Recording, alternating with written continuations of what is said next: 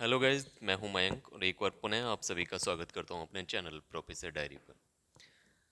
ये हमारा मौर्य वंश और सम्राट अशोक से संबंधित क्वेश्चंस का ये पार्ट सेकंड है। पिछले पार्ट में हमने क्वेश्चन नंबर 75 तक सॉल्व किए थे। अगर आपने वो वीडियो नहीं देखा तो प्लीज़ उसको पहले वॉच करिए। इसके बाद आप 75 से यहाँ से स्टार्ट करेंगे 76 क्वेश्चन से। इस वीडियो में हम ल्यूशेंट की बुक से जितने भी बचे हुए क्वेश्चंस हैं उनको सॉल्व करेंगे, साथ साथ यूथ कंपटीशन टाइम्स की जो पुस्तक है उसमें जितने भी क्वेश्चंस दे रखे हैं अशोक एवं मौर्य वंश से संबंधित उसको सॉल्व करेंगे। अगर आपको वीडियो पसंद आए तो प्लीज़ चैनल को सब्सक्राइब करिएगा, वीडियो को लाइक और अधिक से अधिक संख्या में शेयर करिए। तो चलिए बिना देरी के स्टार्ट करते हैं क्वेश्चन नंबर 76। क्वेश्चन नंबर 76 में दे रखा है कि किस शिलालेख में अशोक ने घोषणा की कि सारी प्रजा मेरी ही संतान है। यानी किस शिलालेख में अशोक ने बोला था कि सभी प्रजा मेरी ही संतान है। ऑप्शन पहला है कि पृथक कलिंग शिलालेख, दूसरा है दूसरा बृहद शिलालेख, ऑप्शन सी है पांचवा बृहद शिलालेख, या डी है बराबर गोवा लेख। तो इसका करेक्ट आंसर रहेगा ऑप्शन ए, यानी प्रथम कलिंग शिलालेख। पहले कलिंग शिलालेख में अशोक ने ये घोषणा की थी कि सारी प्रजा मेरी ही संतान है। ठीक है। अगर आपके सारे शिलालेखों में क्या क्या दे रखा है, अगर ये सब जानना है तो डिस्क्रिप्शन बॉक्स में वीडियो दे रखा है। ये थ्योरी का वीडियो था जिसमें मैंने सारा डिटेल में बताया हुआ है, तो आप पहले वो जाके देखिएगा। उसके बाद ये दो जो वीडियो हैं जिसमें क्वेश्चंस हैं पार्ट 1 एंड पार्ट 2, उनको सॉल्व करिए। Question number 77। कौन सी घोषणा युद्ध और हिंसा की प्रति अशोक के आंतरिक दुख को स्पष्ट करता है? ऑप्शन ए गिरनार शिलालेख, बी मनसेहरा शिलालेख, सी है आपका पांचवा बृहद शिलालेख और डी है कलिंग का प्रथम शिलालेख। तो क्वेश्चन नंबर 77 का करेक्ट आंसर फिर से कलिंग का प्रथम शिलालेख होगा, यानी ऑप्शन डी रहेगा। ठीक है। यानी कलिंग के प्रथम शिलालेख में ही एक जो कलिंग का युद्ध हुआ था और युद्ध और हिंसा के प्रति अशोक का जो मन विचलित हुआ था, उनके अंदर से आंतरिक दुख यानी आंतरिक दुख हुआ था, इस सब का विवरण मिलता है कलिंग के प्रथम शिलालेख से। और इसी कलिंग के प्रथम शिलालेख में उन्होंने घोषणा की थी कि सारी प्रजा मेरी ही संतान है। ठीक है। नेक्स्ट क्वेश्चन है क्वेश्चन नंबर 78। किस शिलालेख में अशोक की यह घोषणा अंकित है कि किसी भी समय चाहे मैं खाता रहूं या रानी के साथ विश्राम करता रहूं या मैं अपने अंत्यशाला में रहूं, मैं जहां भी रहूं, मेरे महामात्य मुझे सार्वजनिक कार्य के लिए संपर्क कर सकते हैं।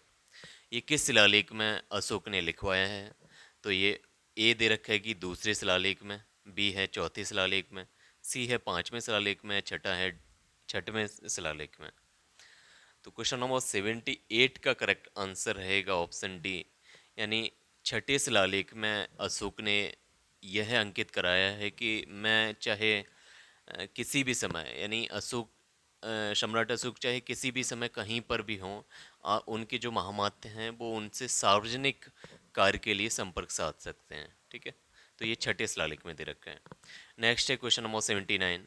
निम्नलिखित में कौन अवरोही क्रम में मौर्य प्रशासन के अधिकारियों का नाम बताता है?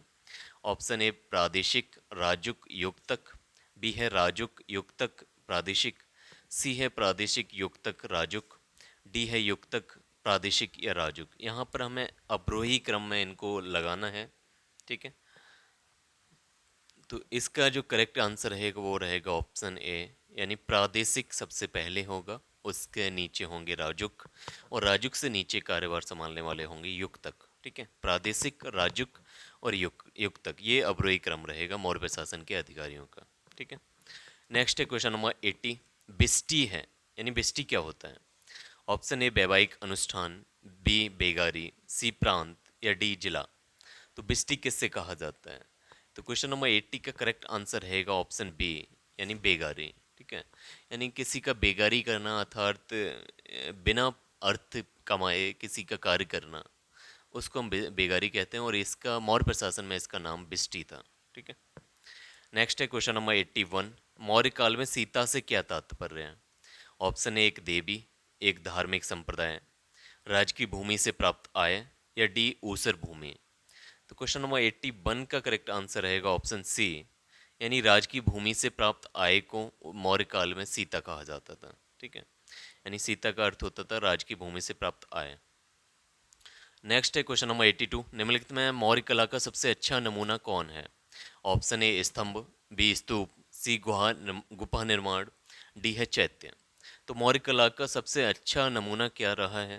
क्वेश्चन नंबर 82 का करेक्ट आंसर रहेगा ऑप्शन ए, यानी पिलर्स। ठीक है, जितने भी स्तंभ हैं अशोक के बनाए हुए वो मौर्य काल के सबसे अच्छे आर्किटेक्चरल फीचर्स थे। ठीक है, नेक्स्ट है क्वेश्चन नंबर 83। कहाँ से प्राप्त अभिलेखों में मौर्य काल में अकाल, सूखा जैसे देवी प्रकोप के समय राज्य द्वारा राहत कार्य किए जाने का विवरण मिलता है? ठीक है, यानी किस अभिलेख में अकाल से संबंधित या सूखा से संबंधित, जब भी कभी सूखा आएगी, अकाल पड़ेगा तो राज्य राहत प्रोवाइड करेगा, राहत कार्य में शामिल होगा। तो ये किस अभिलेख में दे रखा है? ऑप्शन ए है महास्थान बांग्लादेश सौगौरा। ठीक है, यानी महास्थान जो बांग्लादेश में है यहाँ का अभिलेख, और सौगौरा का अभिलेख उत्तर प्रदेश का। बी है सौगौरा और मास्की का अभिलेख। सी है महास्थान और कालसी का अभिलेख। डी है भाब्रू और सारनाथ का अभिलेख।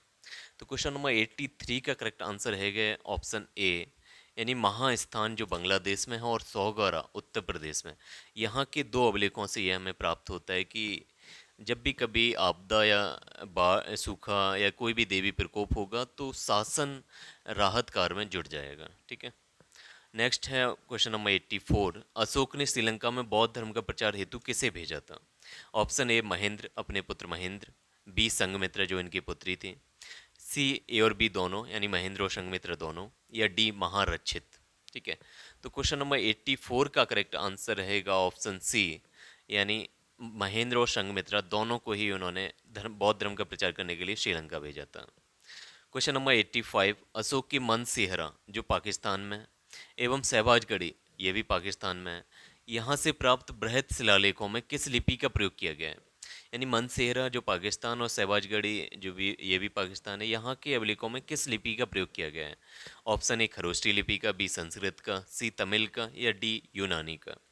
तो क्वेश्चन नंबर 85 का करेक्ट आंसर रहेगा ऑप्शन ए, यानी खरोष्टी लिपि का प्रयोग किया गया है मनसेहरा और सहबाजगढ़ी के अभिलेखों में। ठीक है, क्वेश्चन नंबर 86 है कि कहाँ से अशोक के द्विभाषीय, यानी दो भाषाओं में लिखे गए अभिलेख, यानी ग्रीक और अरामाइक भाषा, इन दोनों का प्रयोग किस अभिलेख में फिर किया गया है? ठीक है, यानी द्विभाषी अभिलेख कौन से हैं? ऑप्शन ए है सरेकूना जो कंधार में है। बी है मनसेरा। सी है कालसी। डी है कलिंग। तो क्वेश्चन नंबर 86 का करेक्ट आंसर रहेगा ऑप्शन ए, यानी सर ए कूना जिसे कंधार अभिलेख भी कहा जाता है, यहाँ के अभिलेखों में ग्रीक और अरामाइक दोनों भाषाओं का प्रयोग किया गया है, इसीलिए इसे बाइलिंगुअल या द्विभाषी अभिलेख कहा जाता है। ठीक है, क्वेश्चन नंबर 87। कौटिल्य द्वारा रचित अर्थशास्त्र कितने अधिकरणों में विभाजित है? ऑप्शन ए 11 अधिकरणों में, बी 12, सी 14, या डी 15। तो क्वेश्चन नंबर 87 का करेक्ट आंसर रहेगा ऑप्शन डी, यानी 15 अधिकरणों में। ठीक है, यानी कौटिल्य द्वारा रचित अर्थशास्त्र टोटल मिला के 15 अधिकरणों में विभाजित है। नेक्स्ट क्वेश्चन है क्वेश्चन नंबर 88। अर्थशास्त्र में उल्लिखित सप्तांग में शामिल थे। ऑप्शन ए राजा, बी क्षेत्र, सी प्रशासन एवं कोष। बी है आपका ऑप्शन की संगीत, नृत्य, राग एवं मल्लयुद्ध। सी है मंत्री, असैन्य सेवक, अधीनस्थ, मुद्रा निर्माण से संबंधित कर्मचारी। डी है राजकुमार, आचार्य, व्यापारी एवं साधु। यानी इन चार ऑप्शन में से किस अर्थशास्त्र में जो सप्तांग सिद्धांत दे रखा है उनमें से इन चार ऑप्शन में से क्या कौन कौन से शामिल थे? तो क्वेश्चन नंबर 88 का करेक्ट आंसर रहेगा ऑप्शन ए, यानी राजा, क्षेत्र, प्रशासन, कोष, ये सभी अर्थशास्त्र के सप्तांग सिद्धांत में शामिल थे। ठीक है, नेक्स्ट है क्वेश्चन नंबर 89। अशोक का समकालीन तुर्मय कहाँ का राजा था? यानी जिसे तुर्मय कहा गया है वो कहाँ का राजा था? तो ऑप्शन ए है मिस्र, बी कोरिंथ, सी मैसिडोनिया, डी सीरिया। ये यूपीपीसीएस 2012 का क्वेश्चन है। तो क्वेश्चन नंबर 89 का करेक्ट आंसर रहेगा ऑप्शन ए, यानी मिस्र। ठीक है, अशोक का समकालीन तुर्मय मिस्र का शासक था, जिसे उस टाइम पे उसका जो नाम था वो टॉलमी था। ठीक है, टॉलमी द फिडेलिफस। नेक्स्ट 90। क्वेश्चन नंबर 90 है कि किसके शासनकाल में डायमेकस या जिसे डिमैक्स भी कहा जाता है ये भारत आया था? यानी डिमैक्स भारत किसके शासनकाल में आया? Option A Chandragupta Maurya, B Bindusara, C Ashoka, या डी कनिष्क। तो क्वेश्चन नंबर 90 का करेक्ट आंसर रहेगा ऑप्शन बी, यानी बिंदुसार। बिंदुसार के शासनकाल के दौरान डायमेकस या डिमैक्स भारत आया था। नेक्स्ट है क्वेश्चन नंबर 91। निम्नलिखित अभिलेखों में से किस में अशोक का नामोल्लेख हुआ है? ऑप्शन ए गुर्जरा में, अहरौरा में, ब्रह्मगिरी में, या सारनाथ में।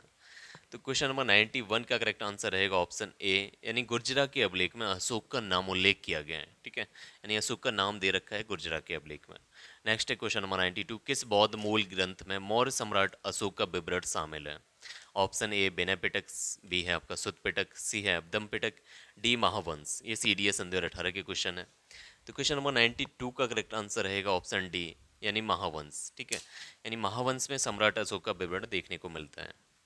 नेक्स्ट क्वेश्चन है क्वेश्चन नंबर 93, और ये ल्यूसेंट की बुक का अंतिम क्वेश्चन है। निम्नलिखित में से किस उभारदार मूर्ति शिल्प, जिसे रिलीफ स्कल्पचर कहा गया है, इस शिलालेख में अशोक के प्रस्तर रूप चित्र के साथ रानियों अशोक यानी राजा अशोक उल्लिखित है? यानी किस अभिलेख में राजा अशोक नाम लिखा गया है? ऑप्शन ए कंगन हल्ली का अभिलेख, बी है सांची का अभिलेख, सी है सहबाजगढ़ी का अभिलेख, डी है सौगौरा उत्तर प्रदेश का अभिलेख।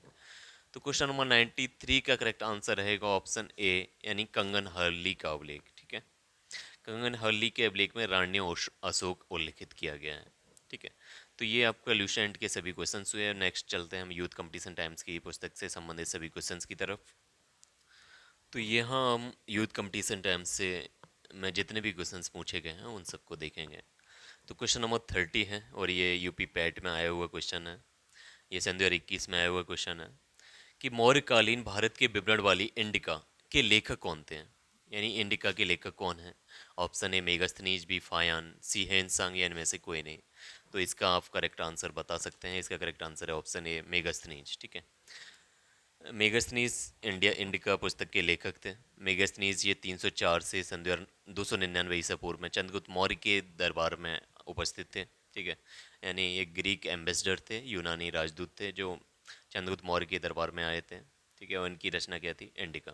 इसी तरीके से हम फायान की बात करें तो ये 399 से 414 ईस्वी में चंद्रगुप्त विक्रमादित्य के शासनकाल में उनके दरबार में उपस्थित थे, और इनकी रचना का नाम फोकुकी था। ठीक है, फोकुकी फायान की रचना है, और ये चंद्रगुप्त विक्रमादित्य के शासनकाल में स्थित है।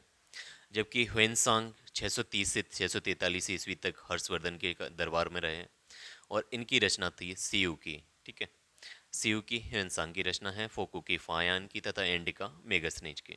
Next question, question number 31, Ashok के आक्रमण के दौरान कलिंग यानी पूर्वी प्रांत की राजधानी कौन सी थी?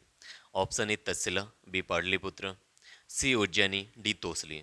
ये राजस्व लेखपाल 15 में आया हुआ क्वेश्चन है, लोअर सेकंड में 16 में आया हुआ है, ग्राम विकास अधिकारी सन 2018 में आया हुआ क्वेश्चन है। तो क्वेश्चन नंबर 31 का करेक्ट आंसर रहेगा आपका, तो इसका करेक्ट आंसर रहेगा ऑप्शन डी, यानी तोसली। ठीक है, अशोक ने अपने शासनकाल संभालने के 8वें वर्ष कलिंग पर आक्रमण किया, और कलिंग में बहुत ही ज़्यादा रक्तपात देख के वो व्यथित हो गए, और वहाँ से उन्होंने बेहरी गोसा को त्याग कर धम्म गोसा को अपना लिया, और बौद्ध धर्म में अपनी उपगुप्त से दीक्षा ली। ठीक है, तो उस समय उन्होंने कलिंग जीत कर कलिंग की 2 राजधानियां बनाई, एक तोसली थी, एक जौगढ़। ठीक है, 2 राजधानियां थी, पहली तोसली और दूसरी थी जौगढ़। ठीक है, चलते हैं नेक्स्ट क्वेश्चन, क्वेश्चन नंबर 32 की। अशोक का सिंह चतुर्मुख स्तंभ शीर्ष ये कहाँ से लिया गया है? ठीक है, यानी सिंह चतुर्मुख स्तंभ शीर्ष है, ये कहाँ से लिया गया है? ऑप्शन ए कन्नौज से, बी गौतम बुद्ध नगर से, सी संभल से, या डी सारनाथ से। तो ये राजमंडी परिषद में सन 2019 का शिफ्ट सेकंड में आया हुआ क्वेश्चन है, तो इसका करेक्ट आंसर ऑप्शन डी रहेगा, सारनाथ। अशोक का सिंह चतुर्मुख से स्तंभ शीर्ष सारनाथ से लिया गया है। इस स्तंभ में 4 सिंह पीठ से पीठ सटाए खड़े हैं। इसे ही भारत सरकार ने राष्ट्रीय चिन्ह के रूप में स्वीकार किया है। ठीक है, next question, question number 33। Question number 33, देव नाम प्रिय नाम किसे दिया गया है? ऑप्शन ए हर्ष को, बी अशोक को, सी कनिष्क को, या डी चंद्रगुप्त मौर्य को। ये UDA LDA सन 2015 में आया हुआ क्वेश्चन है, तो इसका करेक्ट आंसर रहेगा ऑप्शन बी, यानी अशोक को। अशोक को उसके अभिलेखों में देवनामा प्रिय संबोधित किया गया है। ब्राभु अभिलेख में उसको प्रियदर्शी कहा गया है, जबकि मास्की में बुद्ध साक्य कहा गया है। ठीक है, अशोक के नाम का उल्लेख 4 अभिलेखों में मिलता है। ये अभिलेख है मास्की, गुर्जरा, नेतूर तथा ओडेगोलम। इन 4 अभिलेखों में अशोक का नाम अशोक दिया गया है, बाकी अभिलेखों में देव नाम प्रिय या प्रियदर्शी और बुद्ध साक्य कहा गया है। ठीक है, नेक्स्ट क्वेश्चन है क्वेश्चन नंबर 34। नेक्स्ट है क्वेश्चन नंबर 34, अशोक के कौन से शिलालेख में ब्राह्मी लिपि का प्रयोग नहीं किया गया था? ऑप्शन ए सारनाथ में, बी सहबाजगढ़ी में, सी धौली में, या इनमें से कोई नहीं। तो इसका करेक्ट आंसर रहेगा ऑप्शन बी, यानी सहबाजगढ़ी। ठीक है। सहबाजगढ़ी एक गांव, एक ऐतिहासिक स्थल है जो पाकिस्तान के मर्दान जिले में स्थित है। यह स्थल तीसरी शताब्दी में सम्राट अशोक द्वारा स्थापित शिलालेख के लिए प्रसिद्ध है। इस शिलालेख में खरोष्टी लिपि का प्रयोग किया गया है। ठीक है। 30 जनवरी सन 2004 में यूनेस्को द्वारा इसे विश्व विरासत स्थल में भी शामिल कर लिया गया है। नेक्स्ट क्वेश्चन है क्वेश्चन नंबर 35। निम्नलिखित में से कौन मौर्य कला का सर्वोत्तम प्रतिमान कौन सा है? ऑप्शन ए स्तंभ, बी स्तूप, सी चैत्य और डी बारादरी। तो इसका करेक्ट आंसर रहेगा ऑप्शन ए, यानी स्तंभ। जो पिलर्स हैं वो मौर्य कला के सर्वोत्तम प्रतिमान हैं। ठीक है। मौर्य कला का विकास भारत में मौर्य साम्राज्य के युग यानी चौथी से दूसरी सदी ईसा पूर्व में हुआ है। स्तंभों की यष्टि एक ही पत्थर को तराश कर बनाई गई है, यानी जो पूरा स्तंभ एक ही रॉक से बनाया गया है, एक ही चट्टान से बनाया गया है, और इन पर इतनी बढ़िया पॉलिश है कि वे आज भी शीशे की तरह चमकते हैं। ठीक है। नेक्स्ट क्वेश्चन है क्वेश्चन नंबर 36। निम्नलिखित में से कौन सा अशोक के साम्राज्याधीन नहीं था? Option A Kashmir, B Gurjar, C Karnataka, या डी कामरूप। तो इसका करेक्ट आंसर रहेगा ऑप्शन डी, यानी कामरूप प्रदेश अशोक के साम्राज्याधीन नहीं था। अशोक के शासनकाल में इनके अशोक यानी मौर्य साम्राज्य में स्थापित उसका मौर्य साम्राज्य का अंग कामरूप प्रदेश नहीं था। अशोक के साम्राज्य में अफगानिस्तान, हिंदकोश, हिमालय क्षेत्र, ब्रह्मगिरी जिसे आज वर्तमान कर्नाटक कहा गया है, काठियावाड़, गुर्जरा यानी गुर्जरा का अर्थ है मध्य प्रदेश, कश्मीर व बंगाल की खाड़ी आदि शामिल थे, किंतु उसके साम्राज्य में कामरूप शामिल नहीं था। नेक्स्ट क्वेश्चन है क्वेश्चन नंबर 37। बृहद सांची स्तूप किस काल से संबंधित है? ऑप्शन ए कुषाण काल से, बी गुप्त काल से, सी हर्षवर्धन काल से, या मौर्य काल से। ये चकवंदी लेखपाल का आया हुआ क्वेश्चन है सन 2015 का। तो बृहद सांची स्तूप ये आपके मौर्य काल से संबंधित है। ठीक है। और इसके निर्माण अशोक ने करवाया था। बृहद सांची स्तूप का निर्माण सम्राट अशोक ने करवाया था। यह बौद्ध स्तूप के लिए संसार भर में प्रसिद्ध है। सांची मध्य प्रदेश की राजधानी भोपाल में स्थित है। यह अर्धवृत्त कटोरी की आकृति का बना हुआ है। ठीक है। तो ये सभी क्वेश्चंस थे जो मौर्य वंश एवं सम्राट अशोक से संबंधित हैं। इससे ज़्यादा आपको पढ़ने की कोई आवश्यकता नहीं, केवल इतना करके जाइए। सबसे पहले थ्योरी का एक वीडियो बनाया हुआ है, उससे देखिए। उसके बाद ये पार्ट 1 एवं पार्ट 2 है जिसमें सभी क्वेश्चंस को डिस्कस किया गया है। आप ये 3 वीडियो कर ले रहे हैं तो मौर्य वंश और सम्राट अशोक से संबंधित सभी क्वेश्चंस सॉल्व हो जाएंगे। ठीक है। तो केवल आप इतना करिए। जय हिंद, शुक्रिया।